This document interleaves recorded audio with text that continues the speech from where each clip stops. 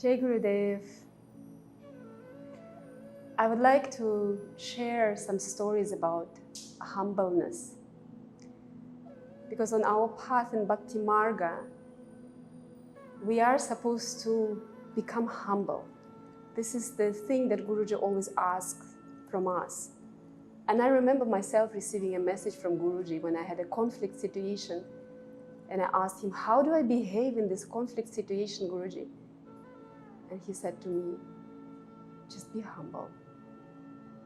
And after that, I was thinking and thinking about it, and all I could think about is to actually look at his example, how he is. Because the real humbleness is not putting oneself down, not at all.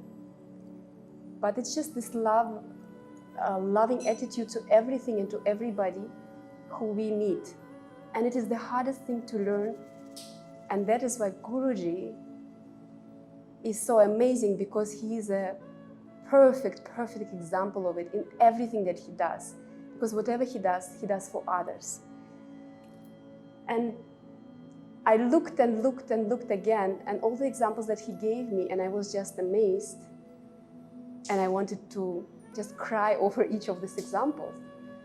So one story that comes to my mind is when we traveled with him, and I'm helping organizing him to travel in India.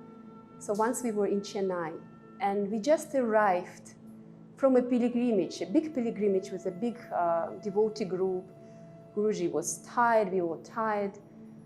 We just said goodbye to the group in the airport, and we arrived in the hotel, which we booked for Guruji for this night. And Swamini Vishwamohini, me, and one other devotee was also staying for a couple of days with Guruji. He wanted us to stay and to help him with some things still in Chennai. So we arrived into this hotel, and I asked for the rooms that were booked. Of course, the first room I take the key, I find out which room is booked for him in this hotel, and Guruji goes to his room. Then I receive our room, and we go.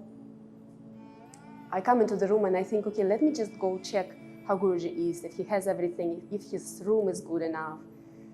So I go on his floor, I go to his room, I knock, he opens the door, and then he invites me to just come in the corridor of the room. I come and I see that the room, number one, is a smoking room. So it smells like cigarettes everywhere.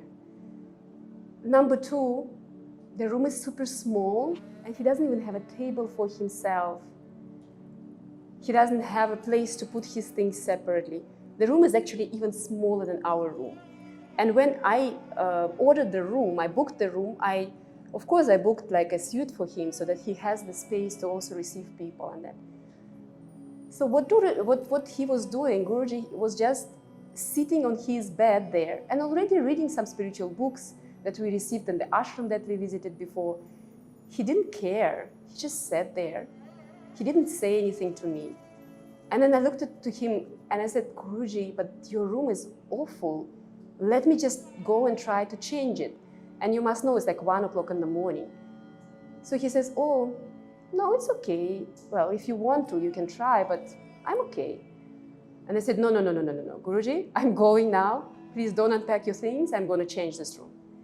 So I'm going there. I'm like, okay, now I'm going to speak to these people. So I spoke to them. I told them, look, you can't do this. This is Maharaj there. My Gurudev, you have to give him the best room in this hotel. Otherwise, I'm not going to accept it. So they did. They gave the room. You know what Guruji, how he was? I came to his room again. I said, Guruji, there is another room for you now. Please, let us just carry your luggage there. You go there. So he says, oh, okay, I can go there if you want me to. So he didn't make any fuss about it. He just accepted how things were. And when we came into the room, he says, oh, yeah, this room looks bigger. This room looks better. Nice, I can be here as well. So you see, there are cases when we go to the ashrams with Guruji, and different gurus, different saints are in these ashrams. First thing Guruji does, he bows down to the saints.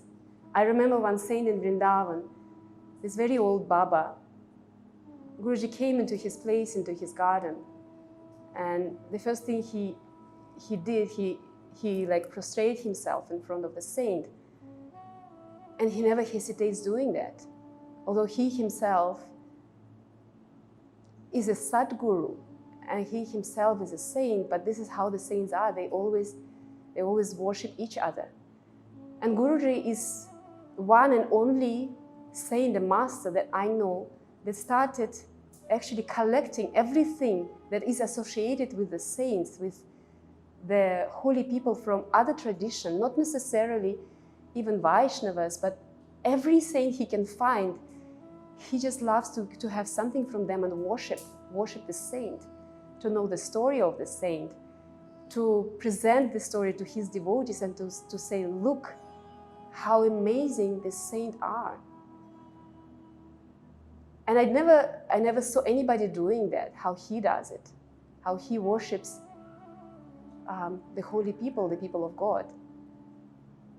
And how in every situation he will find a way to show the devotee his love in a very small ways, in a very also prominent ways, in a very humble way. Let's say we just had darshan, Indian darshan, a few days ago online.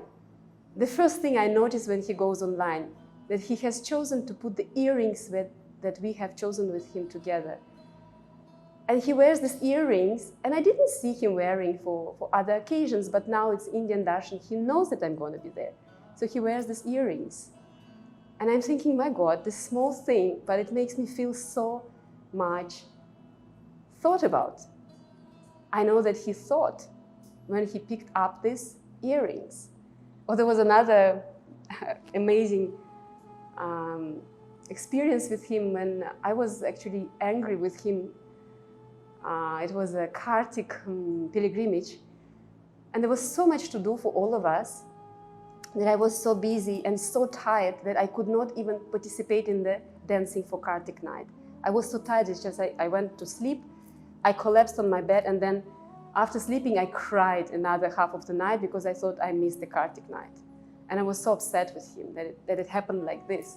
Of course, it doesn't have anything to do with him, but my natural reaction was like, I blame you, it's your fault. So then I came to my senses and I thought, well, of course, Guruji, it's not your fault, but I'm just like so upset that it didn't happen. And this very day, which was the next day after the Kartik night, I came out and I dressed in a purple sari. And I come down and Guruji is having breakfast and I see that he is wearing a purple dhoti and a purple kurta, the same color as mine. And I'm looking and I'm noticing that, but I'm thinking, okay, it's just a coincidence, no? And then he hears my thoughts and he said, you know, we are wearing today the same color. And I'm looking at him and I feel this wave of love that is just going from him to me. That he thought in the morning about what to wear. And later on, Swami Parantapa tells me, you know, in the morning I normally help him to choose the dress. And this morning I came and I opened his cupboard and I took one of the orange dresses and I prepared it for him. Then he comes and he says, no, today I want to wear something different. And he picked up this dress. And you feel so much cared, and he didn't, he wasn't upset with my thoughts. You know what I mean? He doesn't have it in him, the blame, the judgment about any devotee, actually thinking anything about him. How humble he is when some people even thought something bad about him, even left him, and then come back after 5 or 10 years and tell him, Guruji, I'm so sorry. I was wrong. I thought things about you which are not true, and can you accept me back? And Guruji says, yes. Guruji says, yes. And this is the example for all of us. It's not just forgiveness. It's not even that. It's just the unconditional love that he has. He doesn't have anything that he holds behind for anybody. He just holds love for all of us. And this is the real humbleness. This is the real humbleness of the Master. Jai Gurudev.